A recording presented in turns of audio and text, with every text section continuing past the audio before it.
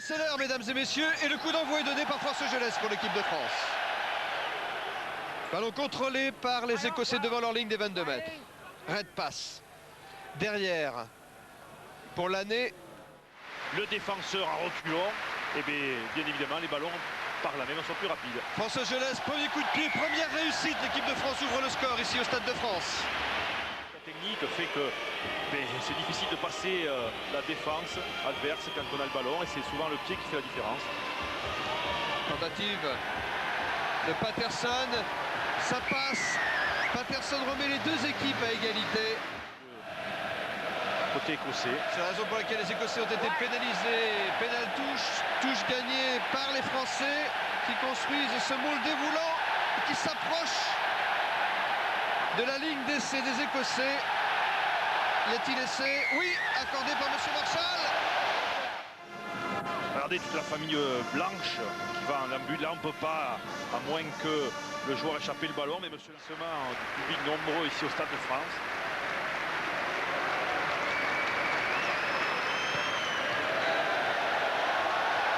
Oui, ça passe, c'est bon ça. 3 points de plus. Ça va lui faire plaisir, ça, à Betsen, puisqu'il veut absolument attraper les joueurs avec ballon. Et ballon bon, ballon de récupération de l'équipe de France. Galtier. Gelez. Hop là.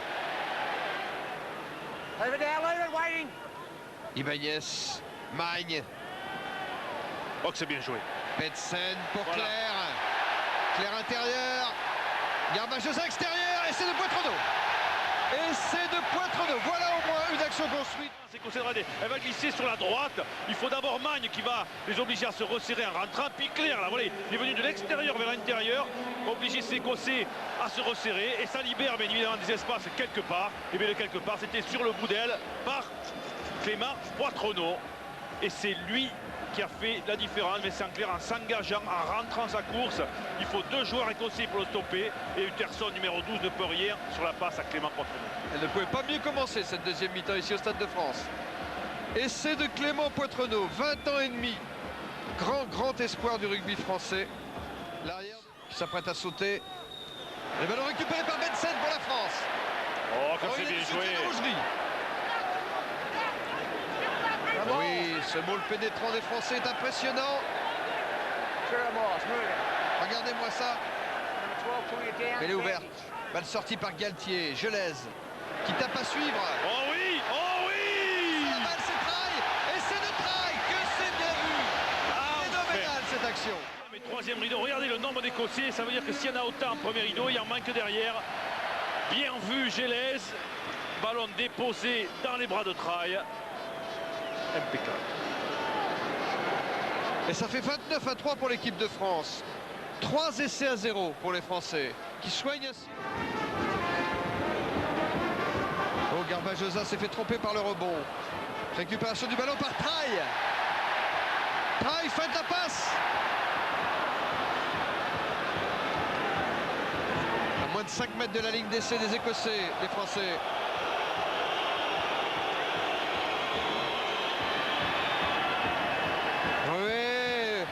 Yachvili, une passe au pied, destinée à Rougerie. Prise de balle Rougerie, c'est... Ah, ça s'appelle jouer au millimètre. Rougerie, avec sa taille, sa détente et son talent, ça fait le reste. Regardez, c'est du 1 contre 1. Et oui, je saute devant le joueur écossais Logan. Et c'est impeccable.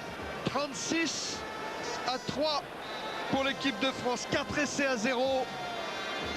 C'est bon pour le goal average, dans la perspective, encore une fois, je vous dis, d'une égalité à 2 ou à 3 avec l'Angleterre. Ouais, le coup de sifflet final sera donné juste après le coup de pied de François Gelez. Donc Merceron ne rentrera pas. Oui, Il me semble on a le droit de charger sur la transformation. Et ça n'a pas gêné François Gelez, qui ajoute 2 points de plus, qui fait le match réussi dans son rôle de buteur. France 38, Écosse 3, c'est gagné et bien gagné.